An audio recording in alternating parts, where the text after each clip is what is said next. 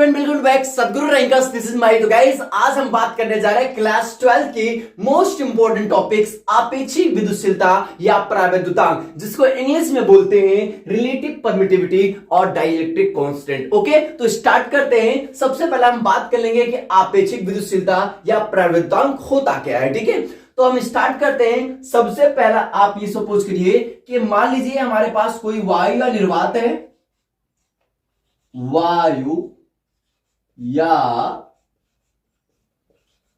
निर्वात में, वायु या निर्वात में जो हमारा क्या कूलाम का, वायु निर्वात में जो हमारा कूलाम का नियम क्या है, बता हमारा होता है F बराबर 1/4 pi epsilon naught Q1 Q2 upon R square. Okay, अब फिर मैं क्या लेता हूं, किसी माध्यम में, क्या लेता हूं, किसी माध्यम में, किसी माध्यम में। ओके, अब किसी माध्यम में है तो किसी माध्यम में जो हमारा क्या बोलते हैं, जो हमारा कूलाम का नियम होगा वो हमारा हो जाएगा F, इसको मान लेते हैं, ये हमारा F है तो इसको मान लेते हैं F डैश। ठीक है, F dash is equal to 1/4 pi epsilon naught Q1 Q2 upon R square. Okay, ये हमारा है समीकरण नंबर 1 और ये है हमारा समीकरण नंबर 2।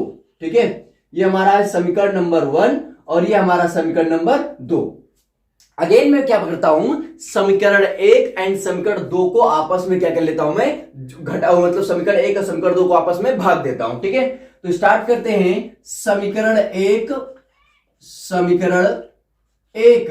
व समीकरण 2 को, समीकरण 1 व समीकरण 2 को भाग देने पर, क्या देने पर, भाग देने पर। ठीक है, समीकरण 1 और समीकरण 2 को भाग देंगे तो हमारा आ जाएगा ये F बटे F dash is equal to, ये हमारा टोटल क्या आ जाएगा, ये हमारा टोटल आ जाएगा 1/4 पाई एप्सिलॉन नॉट, ये हो जाएगा Q1 Q2 upon R square बटे हमारा हो जाएगा 1/4 pi epsilon naught Q1, sorry 1/4 pi epsilon not K, क्योंकि किसी माध्यम में जब रहेगा तो हमारा K आ जाएगा। ठीक है, K Q1 Q2 upon R square. अब मैं क्या करता हूं, देखो 1/4 pi epsilon not 1/4 pi epsilon not से कैंसिल हो जाएगा, Q1 Q2 upon R square, Q1 Q2 upon R square इससे कैंसिल हो जाएगा, तो बचेगा क्या, तो हमारा सिंपल सा बचेगा हमारा F इज इक्वल टू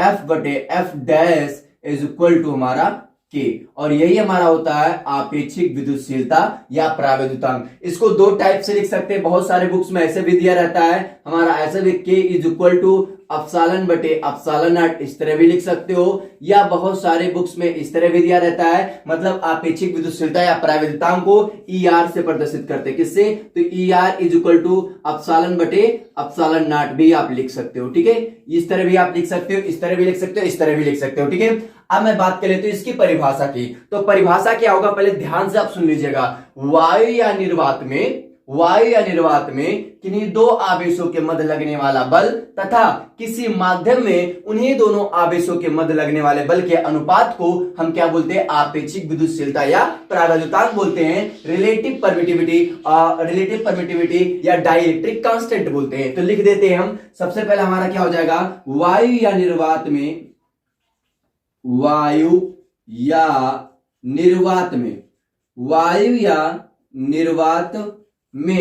किन्हीं दो आवेशों के मध्य,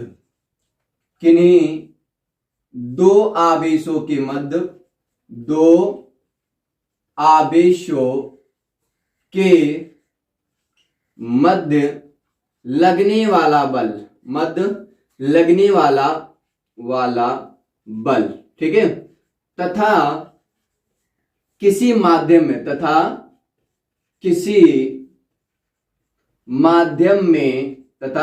माध्यम में उन्हीं दोनों आवेशों के मध्य,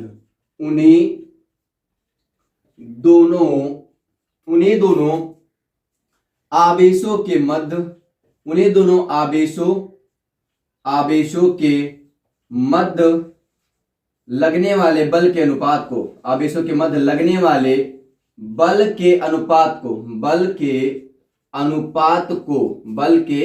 अनुपात को आपेक्षिक विद्युतशीलता, बल के अनुपात को आपेक्षिक विद्युतशीलता, आपेक्षिक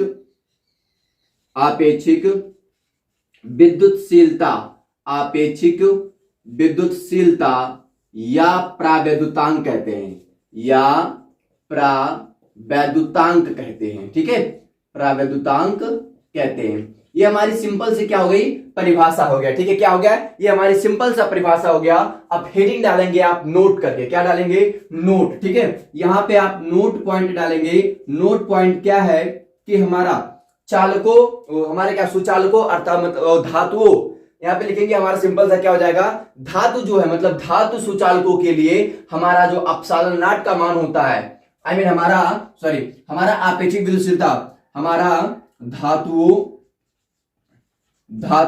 ब्रैकेट में लिख लो सुचालक, धातुओं ब्रैकेट में सुचालक के लिए जो हमारी आपेक्षिक विद्युतशीलता, जिसको हम ER से प्रदर्शित करते हैं, किससे प्रदर्शित करते हैं, ER से। तो ER इज इक्वल टू हमारा होता है इन्फिनिटिव। क्या होता है, इन्फिनिटिव मतलब अनंत होता है, तथा अनंत ये हमारा क्या होता है, अनंत होता है। अतः दोनों आवेशों के मध्य हमारा क्या होता है, दोनों आवेशों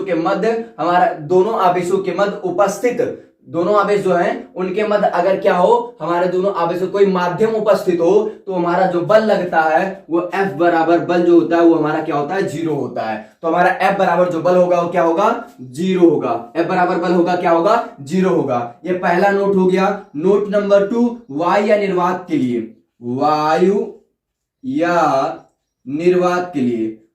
या निर्वात के लिए हमारा जो अपसालन नाट होता है, वायु निर्वात के लिए जो हमारी मतलब ER जो होता है वो हमारा 1 होता है। कितना होता है, ER जो हमारा होता है वो हमारा 1 होता है। ठीक है, फिर हमारा तीसरा पॉइंट में हम बात कर लेंगे। तो तीसरा पॉइंट में हमारा आपेक्षिक विद्युतशीलता या परिविद्युतांक को कैसे भी प्रदर्शित करते हैं, इसको किससे प्रदर्शित करते हैं, आपेक्षिक विद्युतशीलता,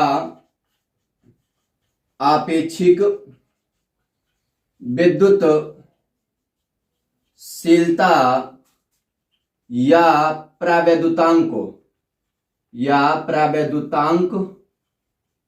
यहां पे हम लिख देंगे माध्यम की आपेक्षिक विद्युतशीलता। क्या लिखेंगे यहां पे, माध्यम की आपेक्षिक विद्युतशीलता या प्रावैद्युतांक को कैसे प्रदर्शित करते हैं, कैसे प्रदर्शित करते हैं। ठीक है, इतना आपको समझ में आया, यही हमारी है आपेक्षिक विद्युतशीलता या प्रावैद्युतांक। मिलता हूं आपको नेक्स्ट वीडियो में। Keep learning and keep exploring, wish you all the best. Thanks for connecting Sadhguru Rankers and thanks for watching this video. Share this video with maximum people.